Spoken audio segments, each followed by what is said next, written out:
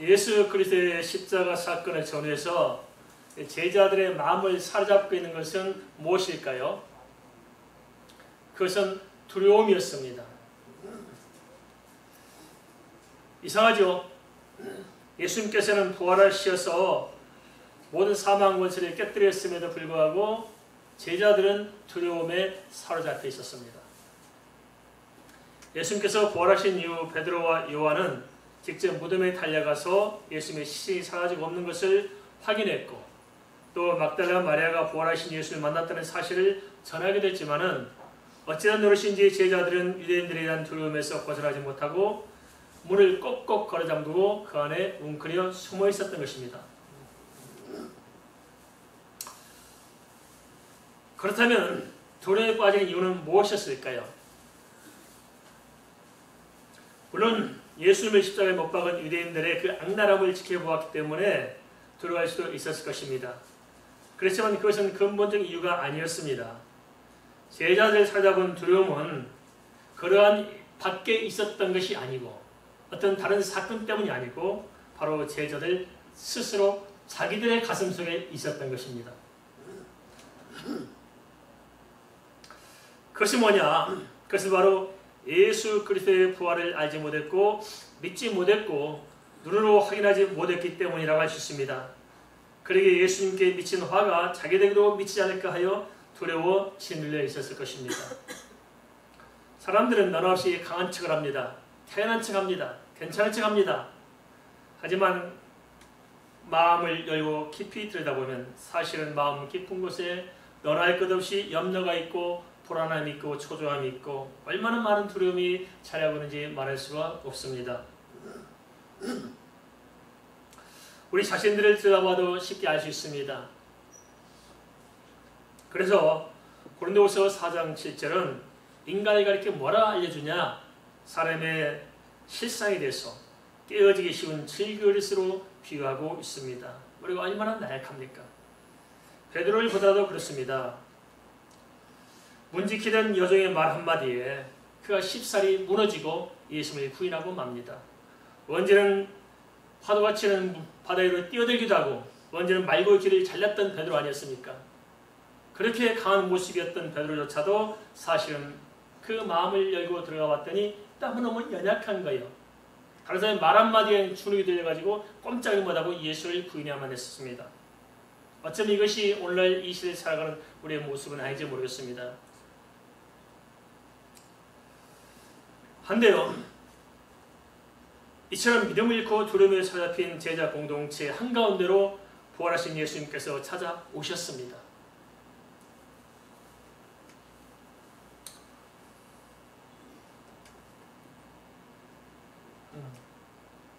주님께서는 오늘 이 시간도 우리에게 찾아오신 줄 믿습니다. 요한복음 20장 19절 20절을 살펴보면 그 내용을 자세히 이렇게 기록하고 있습니다. 같이 한번 보겠습니다.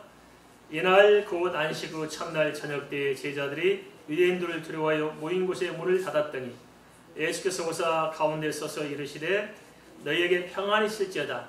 이 말씀을 하시고 손과 옆구리를 보이시니 제자들이 주를 보고 기뻐하더라. 부활하신 이후 제자들에게 찾아오셔서 지금서 하신 첫 번째 말씀이 무슨 말씀이었을까요? 제자들에게 평강이 있으라 했어요. 평강이 있으라. 오늘 시간 주의 평강 우리 가운데 넘치기를 축원드립니다. 평강하시기 바랍니다. 반드시 그렇게 될 줄 믿습니다.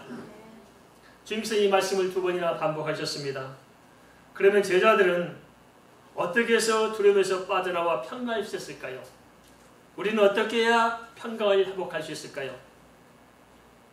성경은 제자들이 두려움에서 빠져나와 평강할 수 있었던 중요한 변수를 보여주고 있습니다. 그것은 무엇이었을까요? 그것은 다름이 아니라 어떤 밖에 예부적인 문제가 해결돼서 그런 것이 아니고 어떤 걱정의식이 사라져서 그런 것이 아니고 문제는 역시 그대로 똑같이 있었지만은 결정적인 다른 변수에 의해서 그들은 두려움에서 벗어나 기뻐할 수가 있었습니다. 그것은 다름이 아니라 우리 가운데 오신 예수님, 두려움의 현장에 오신 그 예수님의 평강이시라는 말씀과 더불어서 손과 옆구리를 보여주시고 지금서 사실적으로 부활하셨음을 보여주신 데 있다는 것입니다. 부활하신 예수 그리스도가 우리 앞에 계시고 친히 우리에게 말씀하신 그 순간 제자들은 모든 두려움에서 벗어나 기뻐할 수가 있었습니다.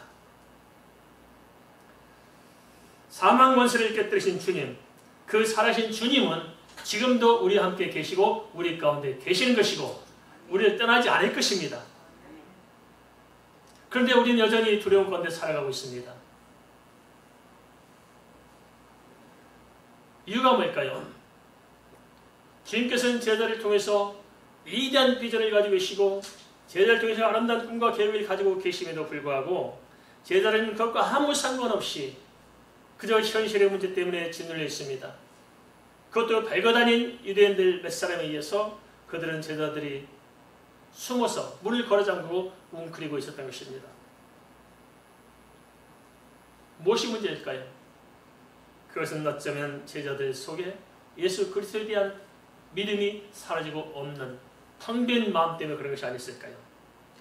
요한일서 5장 4절 5절은 이렇게 말씀하고 있습니다. 무릇 하나님께로부터 난 자마다 세상을 이기느니라. 세상을 이기는 승리는 이것이니 우리의 믿음이니라. 세상을 이기는 것이 뭐라고요? 믿음입니다. 동의하십니까? 우리는 세상을 뭘 이긴다고요? 믿음으로 이기는 것입니다. 근데 제자들에게 웅크려들고 왜 두려워서 숨었어요? 유대인들 때문에요? 아닌 거예요. 속지 마시 바랍니다. 환경 때문이 아니고 우리의 믿음이 없는 거예요. 믿음 잃어버린 거예요.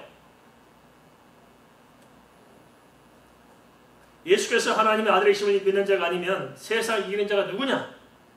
오늘 이 시대에 사는 우리도 부활하신 예수 그리스도를 만나서 내가 믿는 예수님이 나의 그리스도요 나의 주인이심을 확실히 할 때 모든 두려움에서 우리는 빠져나올 수가 있을 것입니다. 왜? 어떻게 해서 그렇게 될 수 있는 것일까요? 무슨 가당치 않은 소리가 그렇게 많습니까? 할 수 있어요. 아닙니다. 그것은 분명한 확인된 증거자료가 있다는 것입니다. 그게 뭐냐? 요한일서 5장 13절에 15절은 이렇게 구원하여 말씀하고 있습니다. 뭐라 말씀하시냐면은 내가 하나님의 아들의 이름을 믿는 너에게 이것을 쓰는 것은 너희로 하여금 너에게 영생이 있음을 알게 하려 함이라. 우리가 뭐가 있다고요? 영생이 있다는 거예요. 사람들에게 가장 큰 두려움이 뭘까요? 죽음이에요. 죽음. 그렇죠? 젊은이들은 잘 모를 수 있어요. 그러나 나이 든 사람들은 이게 항상 우리 속에 엄습해오고 있어요. 예전에 몸이 아파도 그냥 아픈가 보다 하고 깨어났어요. 지금 어떻게 해요? 배가 쑤시면 무슨 생각이 들어요? 아이고 죽으려나 보다 그러잖아요. 밤에 잠이 안 와도 죽을 것 같고 아침에 몸이 찌뿌듯해도 오늘 죽는 것이 아닌가 이런 생각들이 우리에게 방정반 생각이 들잖아요. 그렇잖아요. 그리고 사람들이 참 허망하잖아요. 죽음을 앞에 두고 생각하다 보면은 특별히 가족들이 사람을 떠나가요. 허망합니다. 그런데 우리는 그 인간의 근본적인 문제, 풀 수 없는 숙제, 인간의 가장 짓눌리고 두렵게 만드는 그 문제에서 해방이 된 것입니다. 문제 해결된 거예요. 굳이 따지자면 99.9999%가 다 해결되고 0.0000 해서 하나만 남은 거예요. 하나만. 알겠습니까? 이 짧은 인생에 사는 데 들어가는 여러 가지 문제가 있을 수 있잖아요. 우리가 사실 그죠? 하나 남은 거예요. 그렇지만 큰 문제가 해결됐기 때문에 하나 남은 건 별거 없는 거예요. 근데 우리는 큰 문제를 잊어버리고 사는 거예요. 하나가 중요하다고 생각하고 그게 빠져있으면서 두려움에 빠져있잖아요. 그러나 해결됐다는 거예요. 그럼 하나 어떻게 할 것이냐? 성경에서 뭐라 말씀하시냐? 이렇게 말씀하고 있습니다. 뭐냐? 그를 향하여 우리가 가진 바 담대함이 이것이니 우리에게 담대할 수 있는 근거가 뭐냐? 이것이니 그의 뜻대로 무엇을 구하면 들으심이라. 우리가 무엇인지 구하는 말을 들으신 줄을 안즉 우리가 그에게 구하는 것을 얻은 줄을 또한 아느니라. 기도하면 응답이 된다는 거예요. 믿습니까? 기도하면 응답이 될 게 믿습니까? 근데 기도를 안 해요. 왜 안 하는 줄 아십니까? 응답된 걸 안 믿으니까 안 하는 거죠. 진짜 기도하는 걸 믿으십니까? 기도 응답된 사실 믿으세요? 이렇게 보니까 또 쏙 들어가 버리네. 자신 없으시죠? 따라하겠습니다. 기도하면 응답 받습니다. 진짜 믿습니까? 기도해 보십시오. 응답이 있습니다. 기적 같은 역사가 있습니다. 우리 교회도 다 겪고 왔잖아요. 이기 때마다 기도해서 극복해 왔잖아요. 우리가 뭘 가지고 세계 선교를 한 것이 아니고 우리가 아무것도 없을지라도 기도하니까 하나님 역사하셔서 우리 호주머니가 아니라 다른 사람 호주머니 가지고 우리 대신 쓰게 만들어서 역사 일어나잖아요. 기도하면은 기적이 있습니다. 매일매일 기적을 체험하는 것이 우리 크리스찬의 삶이어야 됩니다. 동의하십니까?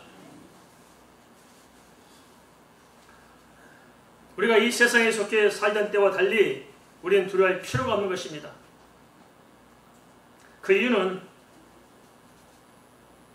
우리에게는 이미 인생의 결론인 영생이 약속되어 있고 이 땅에 살아간 동안에는 또 기도하면 주님께서 들으시고 기도하면 반드시 응답이 있기 때문입니다. 그것을 보증하신 무엇이냐? 그것이 바로 우리가 믿는 예수 그리스도께서 우리의 기도를 들으신 주님께서 분명히 십자가에 죽으셨고 분명히 부활하셨고 분명히 승천하셨다는 사실입니다. 그 주님이 멀리 계신 것이 아니고 그 부활의 주님께서 우리와 함께 하시고 우리에게 찾아오셨고 우리를 떠나지 아니하시고 우리를 세상을 인도하시고 우리의 기도를 들으시고 응답해 주신다는 것입니다. 그러니까 밖의 걸 가지고 왈가왈부할 필요가 없다는 거예요. 나와 주님의 관계에서 내가 주님을 믿고 주님 은혜를 누리면은 우리는 넉넉히 세상을 이기는 것입니다. 그래서 크리스찬들은 담대할 수 있는 거예요. 움츠릴 필요가 없는 거예요. 이 믿음이 빠지고 나면은 움츠려들 수밖에 없는 거예요. 두려운 거예요.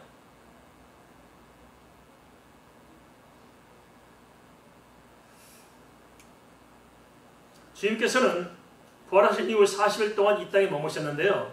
그 이유는 무엇이었을까요? 십자가에서 주님께서는 다 이뤘다고 선포하셨는데 이는 창세 전부터 작정하셨고 창세기 3장 15절부터 언급하셨던 대속적 구원의 길을 완벽하게 성취했다는 것이었습니다. 이러한 사실 토대로 이후 예수님께서는 부활하신 몸으로 제자들에게 찾아오셔서 이 십자가의 부활을 증거하도록 그 사명을 위탁하시고자 한 것입니다.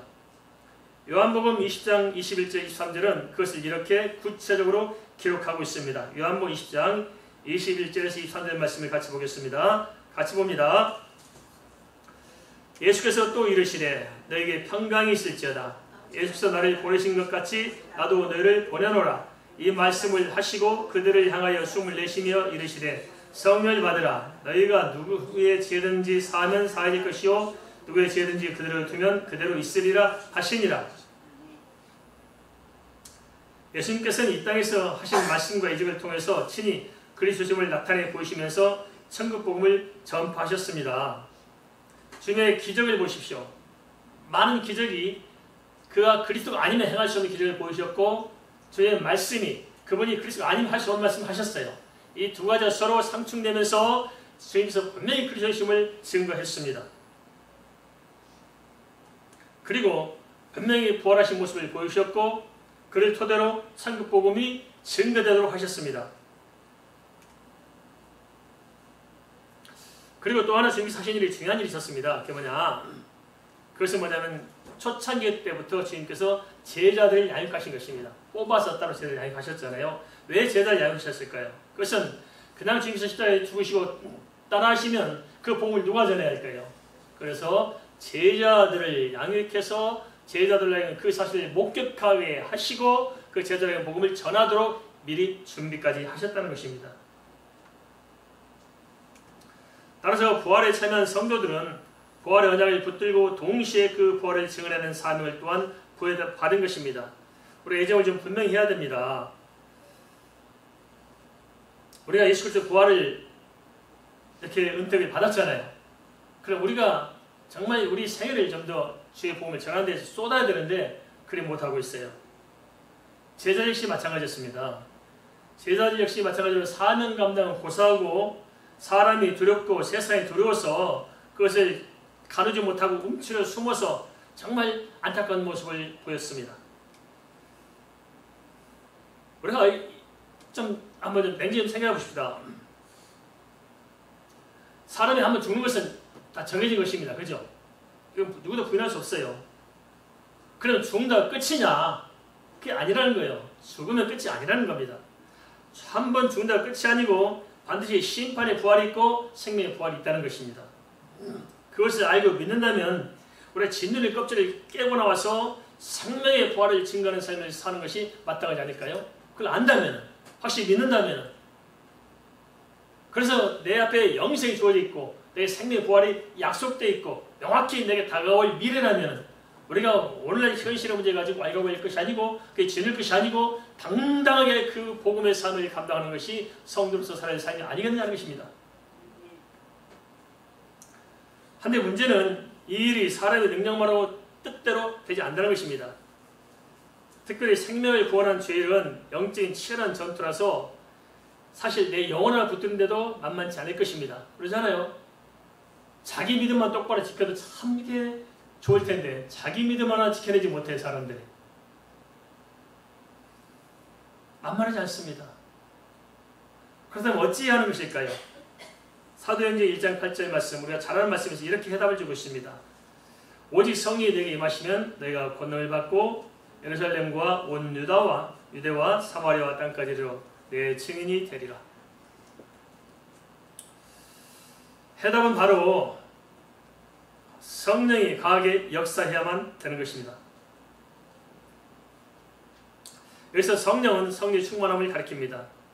우리가 알아야 할 것이 있습니다. 그것은 영적인 깊은 은혜의 세계가 있다는 것입니다. 교회 오시면 알잖아요. 영적인 세계 따로 있잖아요. 깊은 세계 있잖아요. 그죠? 주의 일들은 바로 그 깊은 영적인 세계를 아는 사람들에 의해서 이루어지는 것으로 그 세계는 성령의 충만함을 통해 영적인 권능을 받아야 알 수가 있는 것입니다. 그래서 우리가 뭘 하는 것 이전에 중요한 것은 뭐냐면 주님 안에서 영적으로 충만해져 있습니다. 성령의 충만함을 받으시기 바랍니다. 영적으로 충만해야 되는 거예요. 우리 한국 사람들이 신명나게 일하잖아요. 그죠? 뭐 기분이 좋아 일하지 아무리 돈이 많이 줘도 기분이 뒤틀리면 안 해요. 신명이 나야 되는 거예요. 기분이 좋아야 하는 거잖아요. 기분만 좋아도 일을 잘하는데 성령이 임하시면 얼마나 잘하겠어요. 우리는 성령의 충만함을 받고 은혜가 충만해야 되어지는 것이지 은혜 빠지면 아무것도 못합니다. 그러기에 예수님께서 제자들에게 찾아오셔서 평강에 있으라 말씀하신 그의 즉각적으로 뭘 말씀하시냐면 성령을 받으라고 말씀하십니다. 그뿐만 아니라 주님께서는 십자가를 지키기 전부터 성령에 대해서 미리 가르치셨고 승천을 앞두고서도 성령을 기다리도록 당부하셨습니다. 사도행전 1장 4절 말씀이 바로 그 말씀입니다. 사도와 함께 모이사 그들에게 부은 바 이르시되 예루살렘을 떠나지 말고 너희서 들은 바 아버지께서 약속하신 것을 기다리라. 주님께서는 성령의 충만을 받은 이후에 제자들을 통해서 되어질 일들을 내다보고 계신 거예요. 그 일이 무엇일까요? 그것은 바로 요한복음 20장 23절에 기록된 그대로 누구의 죄든지 사하면 사해질 것이고 누구의 죄든지 그대로 두면 그대로 있게 된다는 것입니다. 우리가 대단하잖아요. 우리가 다른 사람의 죄를 사하면 사해지고 그대로 두면 그대로 있다. 이게 무슨 말일까요? 그것은 우리가 죄사함의 권세를 가지고 있다는 것이 아니고 죄사함의 권세는 삼위일체 삼위 하나님께 있다는 것입니다. 하나님께 있어요. 그런데 어떻게 해서 우리가 죄를 사하면 사해지고 내버려두면 그냥 있다고 이렇게 말씀하신 걸까요? 그래서 바로 우리가 전하는 복음이 그 일을 하는 것입니다. 우리가 복음을 전해서 그 복음을 믿으면 그 사람이 자기의 죄에서 빠져나와 구원을 얻는 것이고 우리가 복음을 전하지 아니하면은 복음을 듣지 못해서 자기 죄 가운데 죽는 것입니다. 이 권세를 하나님께서 누구에게 주셨어요? 바로 우리에게 주신 줄 믿습니다. 우리에게 주셨다는 거예요. 그래서 따지고 보면 영혼을 살리고 죽이는 권세가 그리스도의 제자 우리에게 주어지는 것입니다. 그에게 복음을 증거하는 일은 소홀히 할 수 없는 삶인 것이고 이 삶을 살아가는 사람들에게 물 붓듯 기름 붓듯이 성령을 부어주셔서 정말로 이렇게 성령을 깊이 체험하도록 하신 것입니다. 근데 그러지 못하면 어떤 모습일까요? 바로 주님 만나기 전에 제자들의 모습이 똑같았어요. 그것이 없으면 괜히 인생이 두렵고 사람이 두렵고 그냥 짓눌려서 숨도 못 쉬고 살아가는 거예요. 그래서 누가 뭘 한 것도 아닌데 자기 무덤을 자기가 파고 그 안에 기어 들어가지 않습니까? 한번 생각해 봅시다. 우리 걱정 의심을 누가 걱정하라고 해서 걱정하는 분 계세요? 권사님 걱정 좀 하세요. 집사님 근심을 왜 안 했습니까? 근심하세요. 어머니 걱정 좀 해주세요. 누가 걱정하라 부탁했어요? 안 했어요. 그래 이렇게 열심히 하세요. 누가 시킨 것도 아닌데. 가만 보세요. 그 걱정할 것을 가만 보면은 걱정할 만한 이유가 있어요, 없어요? 가만 보면 걱정할 이유가 없잖아요. 우리가 걱정하는데 바꿔줘요, 안 바꿔줘요? 안 바꿔줘. 그리고 지나고 보니까 걱정 안 해도 될 거 쓸데없이 걱정을 살았어요, 그죠? 거의 대부분은 걱정할 필요가 없는 것에 걱정을 살아요. 그리고 우리가 해결하지 못하는 것은 이미 해결됐어요. 가장 인생의 심각한 문제, 죽은 문제 해결됐잖아요. 그럼 걱정할 게 있어요, 없어요? 있어요? 그래도? 그래도 있다고 생각하시면 걱정할 거 없죠? 두려울 필요 없죠? 두려울 것도 없고 걱정할 게 없는 거예요. 그런데 왜 두려워하고 왜 염려하냐는 거예요. 예수 믿는 사람이 좀 인간답게 좀 당차게 살아야 되는데 안 믿을 때 똑같아. 오히려 더 심하네. 걱정에서 벗어나지 못한 이유가 뭘까요? 세상 문제 때문에요? 나를 누군가 해치울 것 같아서요? 아니에요. 내 안에 믿음이 없는 거예요. 주님이 나와 함께 하세요. 그러니까 주님께서 제자리에 오셔가지고 보여주잖아요. 그래도 못 믿어. 제발 믿으십시다. 믿으면 돼요. 아시겠습니까? 잘 인사합시다. 지금부터는 진짜 믿기로 합시다. 진짜 믿으십시다. 이렇게 해놓고 집에 와서 또 걱정하고 있어. 오늘 누가 그러시다가 차에 타자마자 아이고 그러대요. 그래서 쑥스러운 일이 저한테 한 말씀 하셨어요. 이게 습관이 방정이잖아요. 그죠? 우리 너무 그런 환경에 너무 치쳐 살고 있어서 못 벗어나요. 벗어나십시다. 우리 간단해요. 지나온 날 한번 생각해 보십시다. 지나온 날을. 지나온 날 걱정해서 안 했어요. 그것이 도움이 돼 안 돼요? 안 돼. 걱정 안 해도 지금 잘 살고 있잖아요. 사람을 걱정을 못 끼쳐요. 못 떠나. 참 걱정도 참 이게 참 못 본 사람이 있어요. 사업이 잘 돼요. 사업이 잘 되면 걱정할 게 있을까 없을까요? 없어요. 근데 사업이 잘 되면 걱정한대요. 애업자에 물어봤더니 이렇게 사업이 잘 되면 나중에 안 되면 어떡할까 걱정한다는 거야. 참 가지각색이에요. 그냥 행복하면 돼요. 할렐루야. 그냥 사세요. 살다 죽으면 천국이잖아요. 예수님께서 살다 죽으면 어디 가요? 믿습니까? 죽어봐야 알아요? 다른 사람이다. 예수 믿고 살면 천국 갑니다. 믿으십니까? 그럼 죽음이 도저히 안 두려워요? 안 두려운 거예요. 두려울 필요 없어요. 죽음도 안 두려우는데 천국 가는 게 확실히 약속되어 있는데 까짓 세상 걱정 뭐 할 필요 있어요, 없어요? 없어요. 그러니까 우리가 그런 것 좀 던져버리고 거기에 매가지고 우리가 얼마나 에너지 소모해요. 신경 다 칼아가지고 맨날 다니면서 그죠? 뭐 인상이란 오만 생각 쓰고 다니면서 누가 말 한마디 하면 그냥 들이받을 준비하고 살면서 이럴 필요 뭐가 있냐고요. 다 툴을 털어버리고 가볍게 편안하게 살면서 은혜 가운데 기도하고 응답받고 성령 충만해서 복음 전하고 할렐루야. 이렇게 살아야 마땅하지 않을까요? 그런데 성경을 또 쭉 보다 보니까 뭐가 나오냐면 이렇게 말씀하시고 요한복음 20장 24절에서 29절에 누가 나오냐면 도마라는 사람을 끌고 들어와요. 도마. 근데 왜 그렇게 주님께서 말씀해놓고 성령 받으라 해놓고 도마를 끌고 들을까요? 꼭 도마가 우리와 똑같네요. 그죠? 꼭 우리와 똑같아. 내가 천국 가봐야 믿지 못 믿어 나는. 그죠? 똑같아요. 어떻게 믿고 사냐? 안 믿어요. 주님 믿으라 하지만 난 절대 못 믿어. 그게 누굽니까? 도마의 심정인 거예요. 우리가. 그래서 성경에서 도마를 딱 우리에게 보여준 거예요. 요한복음 20장 24절에서 25절을 그렇게 이야기하잖아요. 12 제자 중에 하나로서 디도모라도 불리는 도마는 예수께서 오셨을 때 함께 있지 아니한지라. 다른 제자들이 그에게 이르되 우리가 주를 보았노라 하니 도마가 이르되 내가 그의 손에 못잡을 보며 내 손가락을 그 못자국에 넣으며 내 손을 그 옆구리에 넣어보지 않고는 믿지 아니하겠노라 하니라. 아, 도마의 결심이 대단해요. 절대 안 믿을 것이다.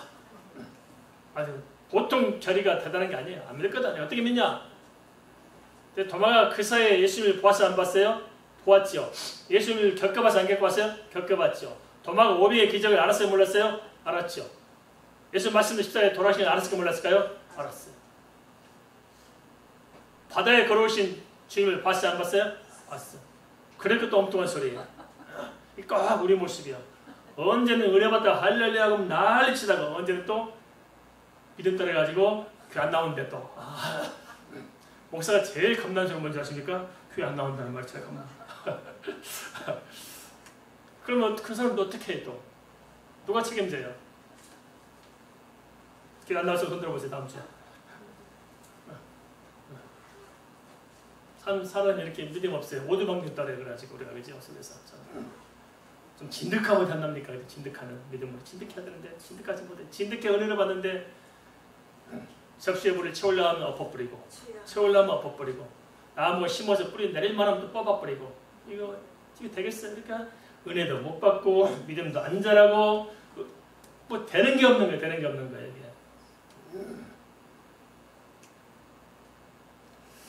주님께서 왜 이렇게 선교적 삶을 위탁하는 마당에 도마 이야기를 끌고 들어온 것일까요? 그래서 주님께서는 세계 복음화를 내다보시고 제자를 통해서 그 꿈을 이루기를 원하세요. 그런데 제자들의 현실이 어때요? 믿음이 있어 없어요? 없는 거예요. 도마와 똑같아요. 누구 뭐 말할 게 없어요. 그래서 성경은 도마를 통해서 이 불신앙을 좀 뽑아내기를 원한다는 거예요. 불신앙을. 도마처럼 보지 않고 난 못 믿는다. 아주 합리적이고 이성적이고 딱 부러진 도마를 통해서 진짜 주님이 계신 것을 보여주고자 한다는 것입니다. 역설적이죠. 가만보면은. 그래서 도마를 만났어요. 그래서 뭘 합니까? 요한복음 20장 26절 29절입니다. 여드레를 지나서 제자들이 다시 집안에 있을 때 도마도 함께 있고 문들이 닫혔는데 예수께서 오사 가운데 서서 이르시되 너에게 평강이 있을지어다 하시고 도마에게 이르시되 내 손가락을 이리 내밀어 내 손을 보고 내 손을 내밀어 내 옆구리에 넣어보라. 그래야 믿음 없는 자가 되지 말고 믿는 자가 되라. 도마가 대답하되 이르되 나의 주님이시오 나의 하나님이시니이다. 예수 이르시되 너는 나를 본고로 믿느냐 보지 못하고 믿는 자들은 복되도다 하시니라. 도마가 예수를 만났어요. 그러면 예수님이 직접 와서 자기가 도마 손가락 넣어본다고 했잖아요. 넣어봤을까 안 넣어봤을까요? 도마 만져봤을까 안 만져봤을까요? 못 만져봤을까요? 왜 그런지 아십니까? 지금 도마가 한 소리를 다 알아. 그죠? 그래서 먼저 이야기해요. 그래 도마야 이렇게 손가락 넣어보고 좀 만져보고 믿어라. 그러니까 주님이 어쩜 내가 했던 말을 다 아시고 그렇게 하니까 만져볼 엄두가 안 난 거예요. 너무 잘하시니까. 못 만져봤을 거예요. 그리고 대신에 뭐라고 하니까 고백해요. 주님은 나의 주님이시오 나의 하나님이시니다. 할렐루야. 이 불신앙의 도마가 주님 만나고 나서 완전히 바뀌어져서 주님이 나의 주님이고 나의 하나님이시라는 것입니다. 그럼 도마가 이렇게 해서 겪어봤으니까 우리가 믿을 수 있어 없어요? 우리도 만져봐야 돼요? 우리도 옆구리 찔러봐야 알겠습니까? 그럴 줄 알고 도마를 내세웠잖아요. 우리 대신해서 틀림없이 우리 인간들은 손을 만져봐야 되고 찔러봐야 할 것이다. 그러니까 만져볼 수 찔려볼 수 하나 애비해 놓은 거예요. 도마를 갖다가 도마야 찔러보고 만져봐라. 도마가 자기 한 말을 너무 잘 알고 있으니까 찔러보지도 않고 만져보지도 않고 그냥 꼬꾸라져가지고 그래요. 이게 주님 하나님이시고 주님은 나의 주님이십니다. 하고 무너지고 꼬꾸라져가지고 믿는 자가 된 거예요. 그래 우리가 만져볼 필요가 있어 없어요? 없다는 거예요. 그러니까 제발 좀 믿으라는 겁니다. 이 믿음을 가지고 우리가 살아갈 때 삶에도 변화가 있고 심령도 변화가 있고 삶도 담대하고 기쁨이 있고 의욕이 있는 것이고 우리가 주 앞에서 두렵지 않는 것입니다. 예수 믿는 사람이 뭐 때문에 당대항할 수 있어요? 우리가 뭐 때문에 이렇게 힘있게 살아갈 수 있어요? 죽음이 두렵지 않거든요. 우리가. 그죠? 사망 권세를 이겼잖아요. 우리는 부활의 주님을 믿잖아요. 그럼 뭐가 두려워요? 주님이 부활하시는데 죽으면 부활하고 살아서게 되면 영원히 죽지 않는 게 우리 아닙니까? 그죠? 안 죽는 거예요. 믿습니까? 그러다 죽는데 하시고 계세요? 참 그렇게 희한해요. 그죠? 그러다 합니다.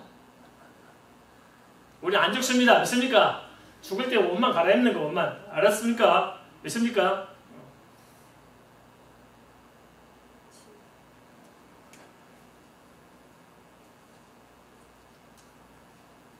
예수님께서는 분명히 증거를 보여주셨어요. 도마를 통해서 확인까지 시켜줬잖아요. 도마를 하자마자 보지 않고 되는 게 복되더라. 그 말 무슨 말이니까 보지 말라는 게 아니고 제발 그만 좀 의심해라. 그만 좀 의심해라. 그 말이에요. 우리도 늘 의심하잖아요. 의심하지 마라. 우리 생활 좀 의심하지 말고 편안하시 바랍니다. 안 굶어 죽어요. 알겠습니까? 굶어 죽을 줄 걱정하죠? 안 굶어 죽어요. 우리 한국 사람이 참 복이 많아요. 전 세계 제일 잘 사는 사람이 한국 사람입니다.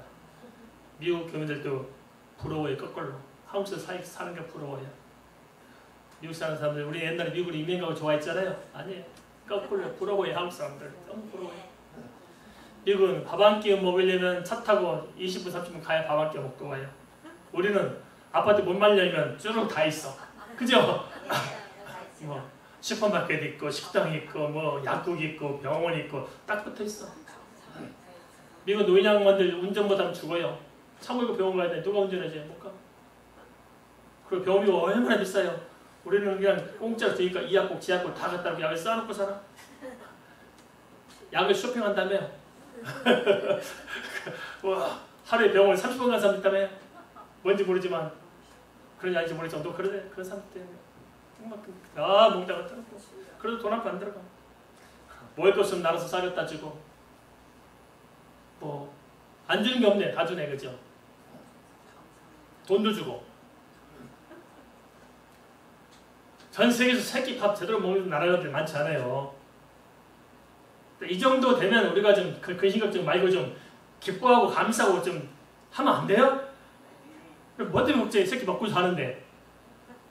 잘 집이 없어요? 왜 집 없어 길을 사는 사람 손 들어보세요. 길에서 사요?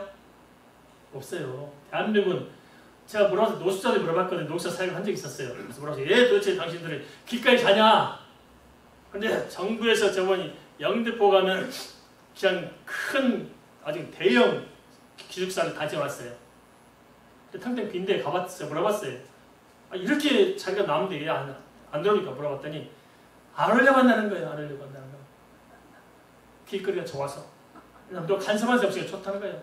자고 싶으면 자고 술 마시면 좋으니까 그 안에 들어오면 밤에 불 끄고 자잖아요. 기차 타고 그러는 거예요. 아, 집을 주워도 싫다고 그러네요. 배가 불렀어요. 우리 한국의 거지는 그 부자들이에요. 제가 예전에 빵을 난 적이 있었거든요. 근데 배고파서 와서 빵을 주면 감사하잖아요. 근데 뭐라 하는지 빵을 들고 저를 던지면서 이 녀석을 하더니 나를 거지 취급한다고 성질내대요. 아, 우리 한국의 거지가 아니에요. 상류층이에요.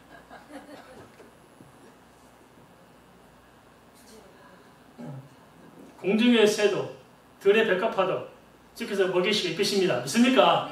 걱정하지 말아요. 그냥 편히 살아요. 걱정하지 마세요. 먹을 것은 우리 교회에서 쌀게 해줄게요. 잘 것 없으면 교회에서 사요. 아시겠습니까? 복도도 텐트 치면 딱 좋아요. 또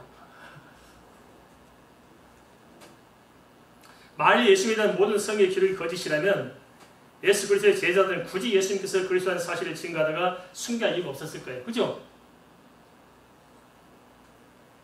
하지만 예수 그리스도의 제자들은 첫 숨기던 스데반 집사를 비롯해서 예수를 부활하셨고 부활하신 예수님은 그리스도가 분명한 사실이었기 때문에 생명 걸고 복음 전하 간 거예요. 우리는 생명 걸고 복음 전하지 못할망정 제발 그냥 근심각지 염려에 불신앙에 처박혀 있다가 맨날 이렇게 그냥 세상 타령하다가 의미 없이 살지 말고 그래도 좀 거기서 빠져나와서 좀 당당하게 살면 안 될까요? 한번 생각해봅시다. 주님의 제자들 중에서 제일 주님 믿기 힘든 사람이 있을 수 있어요. 각자 생각 다르겠습니다만 누가 제일 예수를 그래서 믿기 힘들었을까요? 저는 첫 번째 꼽자면 예수님의 동생이던 야고보가 그런 것 같아요. 야고보. 그죠? 야고보는 예수님을 굉장히 부끄러워 생각했거든요. 아휴, 저 예수 때문에, 형 예수 때문에 동네 창피해서 못 살겠다. 그래가지고 사실 동생들이 다 그런 생각 가지고 있는 거예요. 그래서 형에게 간청을 해요. 예수씨, 제발 동네 창피하지 말고 저 예루살렘에 사람 많은데 거기 가서 하시오. 이 좁은 데서 이렇게 해가지고 이렇게 개망신이요. 하지 마시오. 그러거든요. 말은 생각해 큰 데 가서 큰일 해야 되는데 해놓고는 실은 어떻게 쫓아보낼까 이 생각하는 거 아니에요. 그런 믿는 거예요. 그러니까 예수님이 십자가에 못 박힐 때 이제 돌아가셔야 될 때 마리아가 계시잖아요. 그러니까 마리아를 동생들이 돌봐야겠어요? 다른 사람 돌봐야겠어요? 근데 동생들이 예수를 안 믿으니까 안 믿는 동생들에게 예수 믿는 마리아를 맡길 수가 없잖아요. 동생 한심한 거예요. 진짜 돌아가실 때까지 동생들은 예수 안 믿어요. 그러니까 요한에게 요한아 내 어머니라 그러나 요한을 붙들고 어머니를 못하게 동생을 안 믿는 거예요. 야고보가 죽어도 안 믿는 거예요. 창피하게 생각하는데 어떻게 믿겠어요. 그런데요 야고보가 바뀌어졌어요. 야고보가 사도행전 2장에서 베드로 사도가 복음 전해가지고 초대교회 세워졌잖아요. 그 세워진 초대교회가 예루살렘 교회 처음 세워진 거예요. 그 예루살렘 교회 첫 번째 담임 목사 누군지 아십니까? 야고보였어요. 야고보 사도. 그래서 야고보 사도가 바울이나 베드로가 다 불러가지고 첫 번째 이제 문제, 교리적 문제 가지고 총회에서 총회. 그 총회할 때 총회장이 누군지 아십니까? 야고보였어요. 그러다 야고보가 나중에 예수를 전하다가 끝내는 돌에 맞아서 순교했어요. 창피하게 생각했던 예수를 위해서 예루살렘 교회 담임 목사가 됐고 초대 총회장이 됐고 돌에 맞아 죽었어요. 가장 믿기 힘든 야고보가 어떻게 해서 예수 그리스도를 위해서 형 예수 그리스도를 위해서 생명을 드릴 수 있었을까요? 그것은 다른 것이 아니고 주님을 보았거든요. 그동안은 안 믿고 그냥 비차게 생각하니까 눈에 안 들어왔고 귀에 안 들어왔지만 보고도 보이지 않고 들어도 안 들렸지만은 야고보가 예수 십자가에 돌아가신 거 알았을까 몰랐을까요? 알았잖아요. 당연히 죽은 알았을 거 아니겠어요. 그 무덤에 있는 걸 알았을까 몰랐을까요? 알았잖아요. 야고보도 아무리 형에 관심이 없고 창피하게 생각했지만은 죽은 형 무덤은 알 거 아니겠어요. 그 사흘이 지났어요. 그런데 사도 다시 오셨거든요. 사울의 보라는 말을 야고보가 알고 있었을까 몰랐을까요? 안 믿었지만 알고 있었잖아요. 그래도 됐어 안 됐어요? 됐잖아요. 그 다음에 예수님의 승천하신 모습을 봤을까 안 봤을까요? 본 거예요. 그러니까 야고보가 예수를 위해서 완전히 뒤집어져가지고 복음을 위해 살다가 끝내 순교의 자리에 가요. 또 하나 믿기 힘든 사람이 있었을 거예요. 그 누구냐면 바울 사도, 그죠? 야, 바울 사도 정말 이게 정말 우리가 좀 따라갈 수 없는 사람이 바울 사도 같아요. 스데반 죽을 때 누가 죽였냐면 바울 사도 죽인 거거든요. 이렇게 자기 옷을 벗었다 증인을 섰어요. 죽여라, 맘 놓고 죽여라, 내가 다 보증 선다, 이거 아니겠어요? 근데 바울 사도가 아직 예수 믿는 사람을 죽이는데 아주 열정적인 사람이잖아요. 다메섹까지 쫓아가는 건 뭐예요? 예수 믿는 잡아다가 끌어가서 죽이든지 살리든지 하려고 한 거 아니겠어요? 그런 바울이 어떻게 예수 믿을 수 있을까요? 그죠? 믿기 쉬워요? 어려요. 말하자면 대한불교 조계종 사람이 예수 믿고 오는 거랑 같죠. 이슬람의 조목이 예수 믿고 목사 된 거나 비슷하죠. 어떻게 그게 되겠어요? 그 뭐가 있어야 그렇게 바뀔 게 아니겠어요? 근데 바울이 충격이 있었을 거예요. 뭐냐면 스데반 죽을 때 보면은 바울이 헷갈려요. 분명히 그런 게 있었을 거예요. 스데반 죽이는데 스데반이 바울한테 널 죽이려면 살리려면 내가 저주한다 했어요? 안 했어요. 그냥 자는 것처럼 꾼 것처럼 평온하거든요. 절대 악이 물들지 않아요. 평온하면서 그들의 죄를 다 덮고 평온하게 가는 모습 보면서 이 바울은 그냥 분기탱천했는데 정전하고 돌에 맞는 스데반은 평온하거든요. 헷갈려 안 헷갈려요? 헷갈린 거예요 도대체. 왜 그럴까요?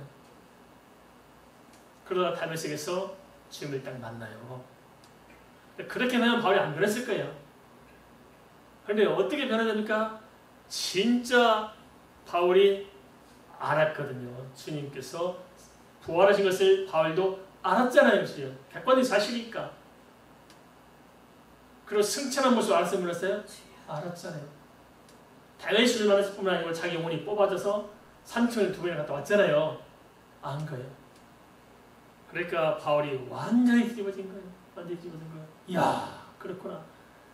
진짜 예수께서 부활하시고 승천한 그 예수께서 길이요 진리요 생명이신 나의 그리스도라는 사실들을 알았을 때 바울은 물불을 안 가린 거예요. 이제 올인한 거예요. 예전에 자기가 사람 잡아서 핍박으로 쫓아다녔는데 이제는 바울을 죽이지 않으면 먹지도 않고 자지도 않겠다는 놈들이 때부터 가지고 몰고 다니는데 이제 돌에 맞아 쓰러지면서도 잠 깨서 일어나서 간신히 살아서 예수의 불신족을 일어서잖아요. 바울이 죽을 때까지 복음 전하다가 바울은 그냥 목베이 당해서 순교의 제물로 가요. 바울은 목을 베가지고 머리가 3번이나 백물대고 둥글다가 죽었대요. 그러나 바울이 두려워하지 않아요. 죽음 앞에서도 주님 나를 바라보면서 어떻게 할 수 있었냐. 그것은 주님이 부활하신 사실이었고 천국이 분명히 있었고 그 예수 안에 인생의 모든 해답이 있었기 때문에 바울은 죽음조차도 뛰어넘을 수 있었던 것입니다. 이것이 바로 믿음입니다. 할렐루야. 이것이 믿음인데 우리가 도마처럼 주저앉아 있어요. 그리고 다른 제자처럼 우리는 웅크리고 살고 있어요. 이건 크리스찬의 삶이 아닙니다. 여기서 빠져나오십시다. 빠져나와서 당차게 우리가 예수 그리스도의 복음을 전하고 하나님께서 우리에게 맡겨진 사명, 우리 종교에 주어진 사명, 세계를 당차게 복음하고 세계를 변화시키고 영적 지경을 갈아엎고 세계의 지경을 넓힐 수 있는 이 일에 우리가 부름받았으니까 이 삶을 감당해야 하지 않겠습니까? 한번 해보십시다. 하나님이 역사가 뭔지 한번 보십시다. 하나님 분명히 역사하실 거예요.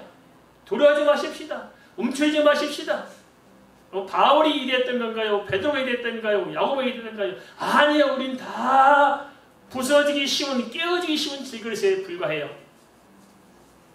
우리가 가진 것으로, 우리의 재능으로 아니에요.